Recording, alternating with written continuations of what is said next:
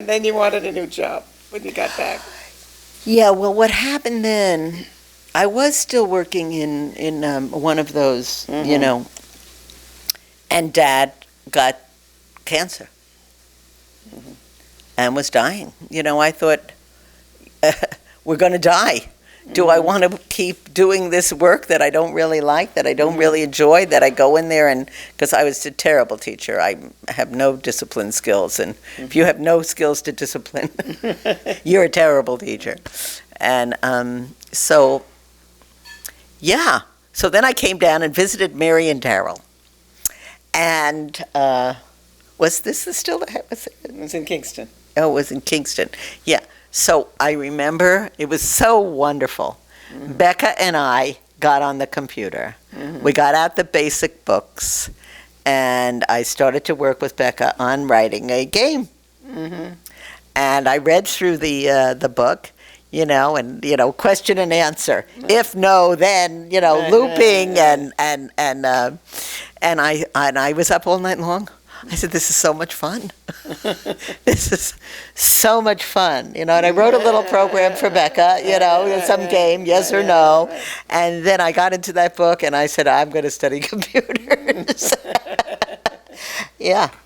And actually, Judy Schatzow had been up in Boston, and she studied computer. She was taking computer. She said, Helen, because Judy and I were both very good in math. I was a poor reader. I couldn't spell, but I was very good in math.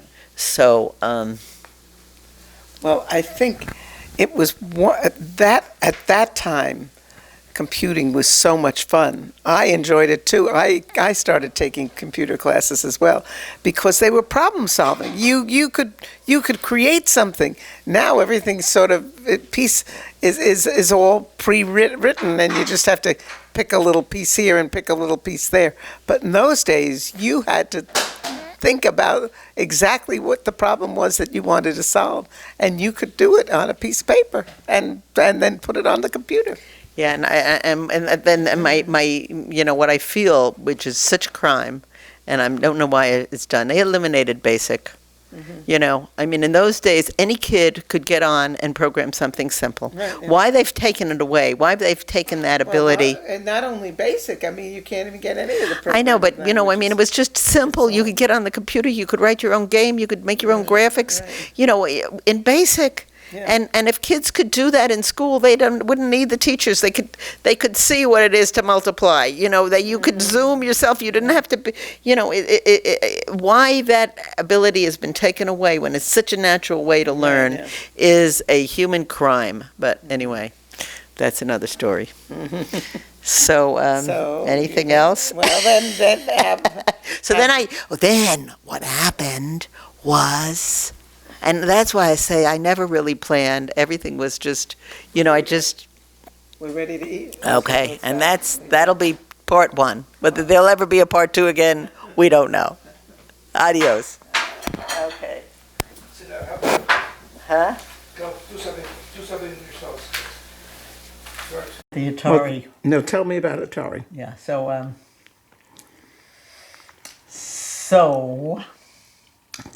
I decided then that I wanted to do computers, and they offered a course at NYU, adult ed or whatever it was, because there wasn't an undergraduate, you couldn't, when we were in school, there was no such field as computers.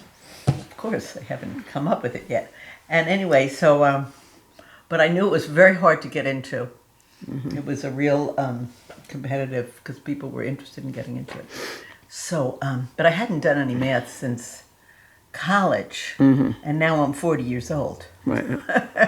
So, I must have boned up on my math a little bit because I knew they were going to do a test. So I took the test, and afterwards, I think they told me I got the second to top grade or something. They told me I was so I got in.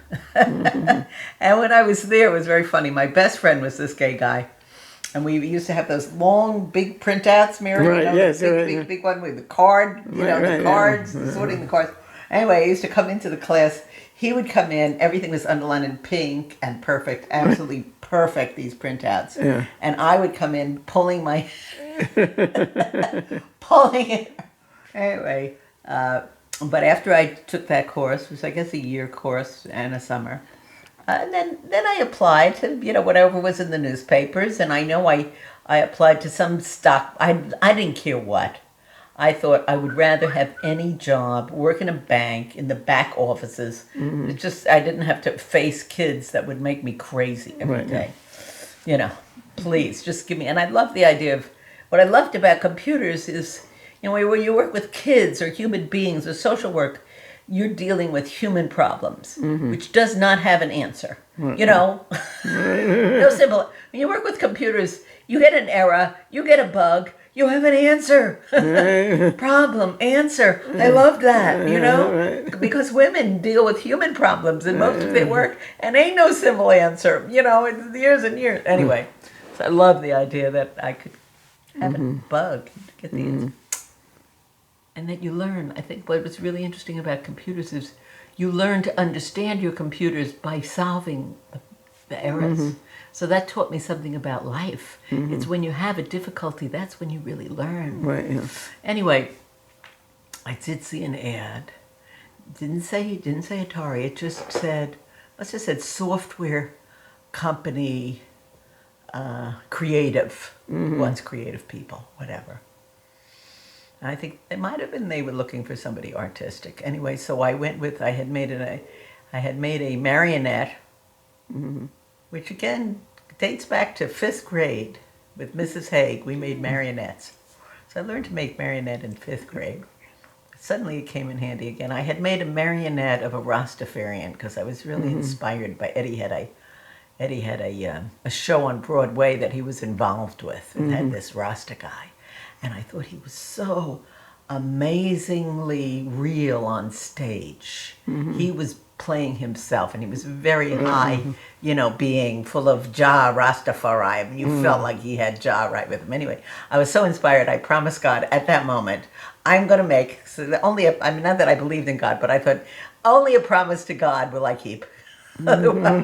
So it was kind of a moral imperative, if that makes any sense. And I made this Rasta marionette.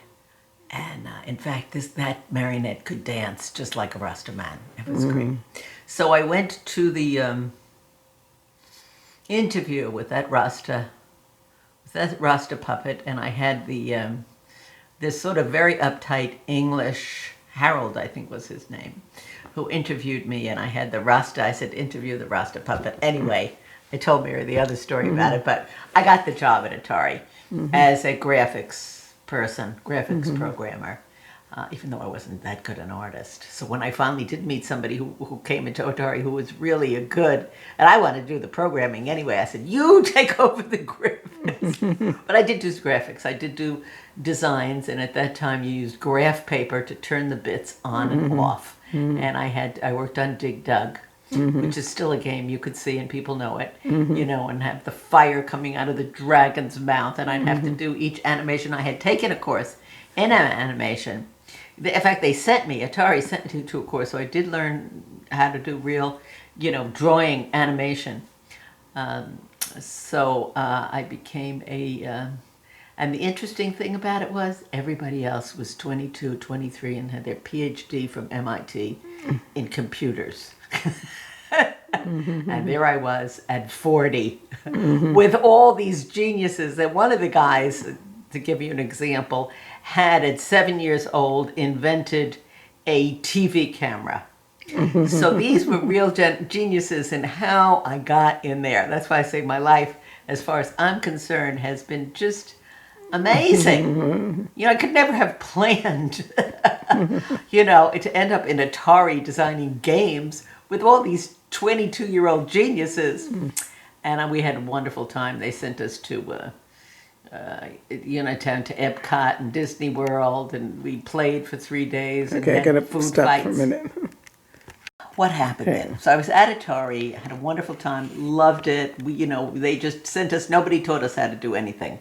They just put you with the computer and they said, learn how to program it, because nobody actually knew where any of the memories were. Whoever created the computer left. And nobody knew where do you turn the color on? Anyway, So the first thing that I did, I just sat there and I did like a Star Wars thing with imagining I was the ship and having the stars move. I wanted to do with the music, blah, blah, blah, blah, blah, blah, blah. And I just had to do it myself and figure out the algorithms that worked, or how to zoom in on everything and how to move things around. I mean, I just had to figure out the math myself, which I loved. I just loved, and it was the kind of thing where you stayed up all night long, because it was so much fun.